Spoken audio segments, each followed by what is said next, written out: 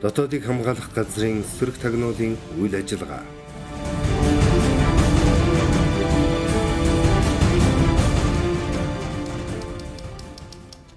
Тагнуулын байгууллагын 100 жилийн ойд зориулсан энэ удаагийн дугаартаа шинэ үеийн тагнуулын байгууллагын их үндэс дотоодыг хамгаалах газар байгуулагдсан ихэнх үеийн сөрөг тагнуулын үйл ажиллагааны талаар өгүүлж байна.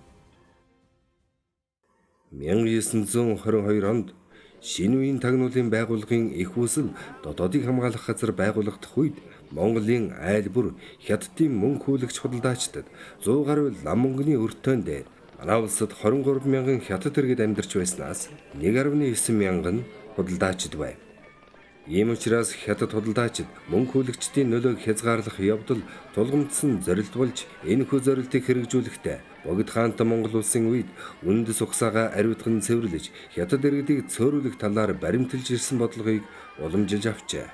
Тухайн үед хүчин төгөлдөр мөрдөгдөж байсан хязгаарын дотор нэвтрэн орох гадаад иргэдэд зөвшөөрөл олгох дүрмд худалдааны пүүсүүд болон худалдаачид иргэдийг батлан дааж ирүүлж болохыг заасны уршгаар 1923 он болоход хятад иргэд болон пүүсийн тоо буцаж үлэм хэмжээгээр өссөн байна.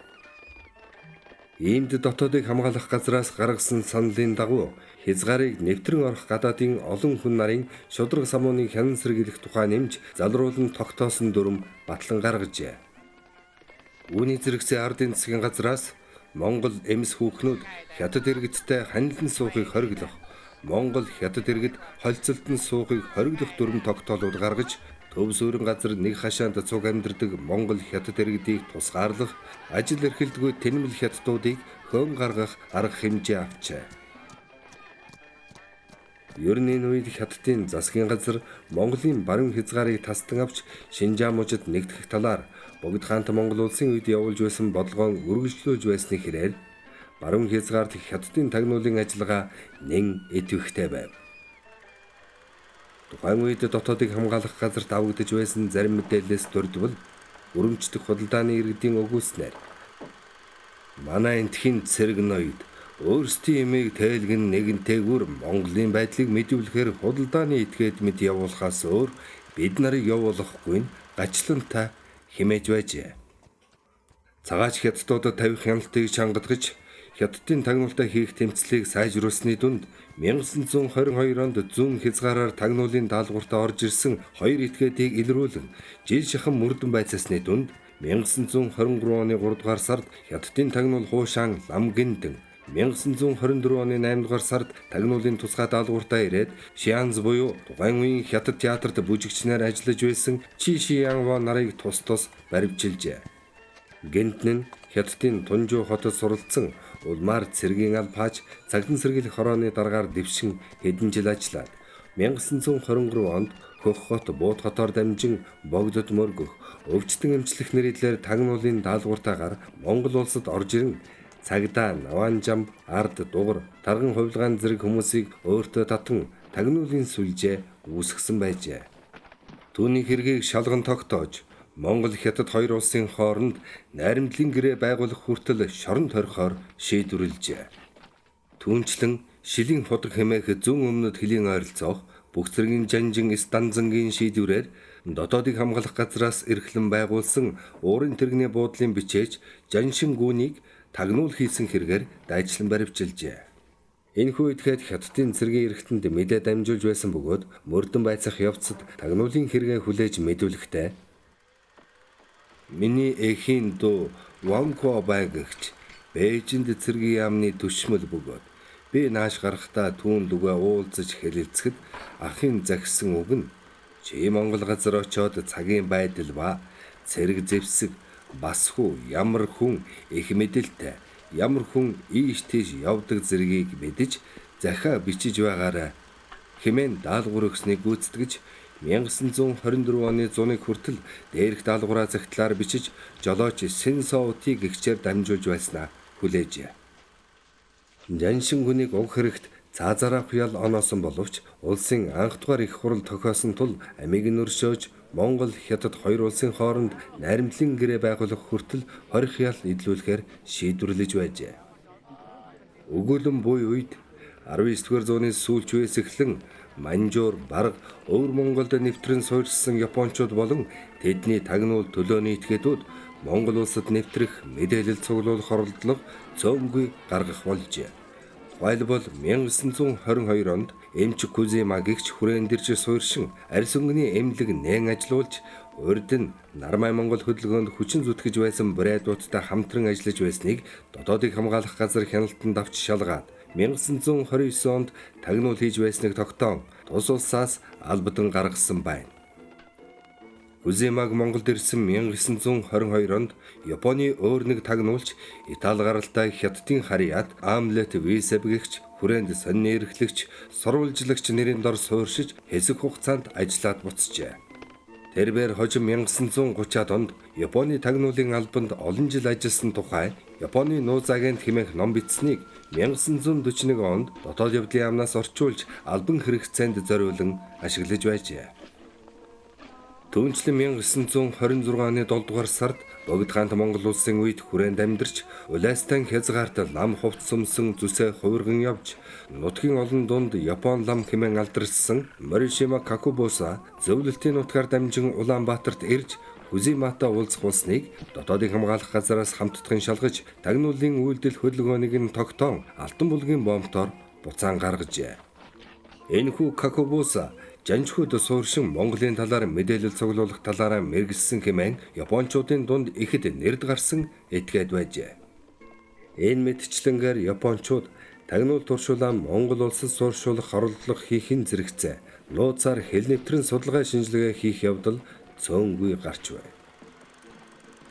1923 онд зүүн хязгаарт сэм нэвтрэн ирсэн тагнуулын сэжигтэй Синода үгүйсэн 1925 оны намар Игүзрийн хэдийн чиглэлээр хил нэвтрэн ирсэн 13 Япон 1926 оны 5 дугаар сард мөн хил зөрчин орж ирсэн Синода, Сигуара, Инакучи, Тарида зэрэг тагнуулчдыг тухай бүр илрүүлэн баривчилж байжээ. Шалгалтын явцад Япончуудыг Хятадын харьяат Чио Шинюн гэгчээр дамжуулан төвтэйгээ холбоо барьж байсан үйлдэлийг илрүүлэн талсан зогсоожээ.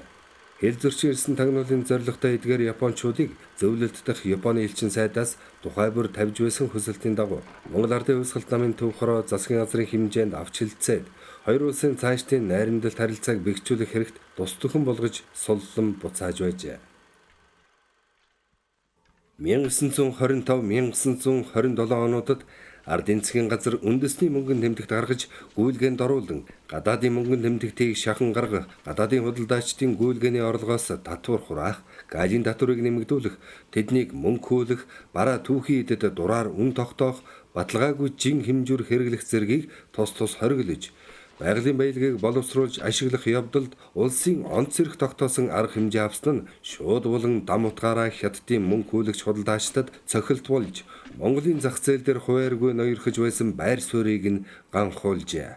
Үүнд хорссон Хятадын худалдаачид мөнгө хүүлэгчид улсын эдийн засгийн арга хэмжээнд дайсагнан өөрсдийн байр суурийг хэвээр үлдээхийн төлөө улаар нь тэмцэж улсын эдийн засгийг хорлон боснуулахын тулд хуурамч мөнгөн тэмдэгт үйлдэн 1927 онд гүйлгээнд оруулжээ. Тэд нэгт, хоёрт, тавтын мөнгөн зоосуудыг зэсээр дуурайлган хийж гаднах өнгийг адилхан болгон өнгөлсөн байв.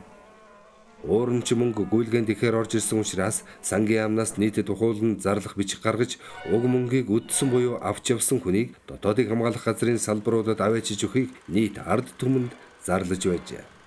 Улмаар Дотоодыг хамгаалах газар уурамч мөнгө үлдсэн этгээдүүдийг эрен сурвалжлах, гүйлгээнд орсон мөнгөн тэмдэгтийг гүйлгээнээс гаргах талаар холбогдох байгууллагуудтай хамтран өргөн царг хүрээтэй арга хэмжээ зохион байгуулсан байна.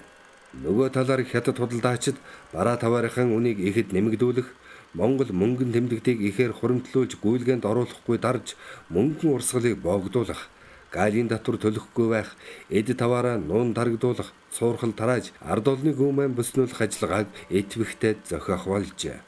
Дотоодыг хамгаалах газраас эдгээр хууль зөрчсөн альва илрэлтэй тууштай тэмцэл явуулж олон тооны цуурхлын хэргийг шалгаж буруутан этгээдүүдэд хуулийн дагуу арга хэмжээ авах болжээ. Зарим хэрэгүүдээс дурдвал Улаанбаатар хотын баруун дамнуурчны Хятадын тарган хэмээх баяртын пүүс их хэмжээний Монгол мөнгө хоримтлуулан дарсан хэргийг илрүүлж баяртыг баривчлан уг бүсийг нэгжихэд 5 цэнгийн мөнгөн төгрөг пикап машинаар 4, заасан төгрөг 3 машинаар гарч байжээ. Монголын мөнгөн тэмдэгтийн хань шунаж хугацаанд дуусна гэж өдөөгөр цуурхал тараасан далай Монгол улс Оросоос салж Хятадтай нийлэх болсон хэмээсэн Шантин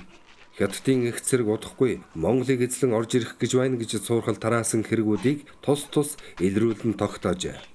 1928 онд Хятадаас Монгол улсад хүн нэмэн эрхийг зогсоох орон нутгийн захиргаад Хариан нутагт оршин суугаа Хятад иргэдийн тоо хөдөлгөөнийг бүрэн гүйцэд тэмдэглэн дотоодыг хамгаалах газар болон гадаад яамд өгч чадахгүй байгаа дутагдлыг арилган 1925 оноос Хятад иргэдийг хасан цөөтгэх талаар мөрдөж ирсэн төр дүрмийг Хятад иргэдийг хасаж цөөтгэх дүрм болгон өөрчилж засгийн газраар батлуулсан байна.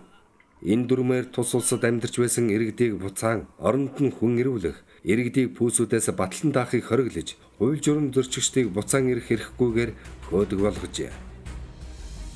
Ийхүү Монголын ард түмнийг түүхэн эгзэгтэй цаг мөчид хятадчлан уусгах аюулаас хамгаалсан бол хятадууд олон зуун жил ашиглаж ирсэн хямд зах зээлийн алдаад зогсохгүй Монгол улсын эсрэг явуулж ирсэн тагнуулын ажил нь сэхэлтгүй зохигдож тагнуулын баад суурь нь үлэмж хязгаарлагдсан байна.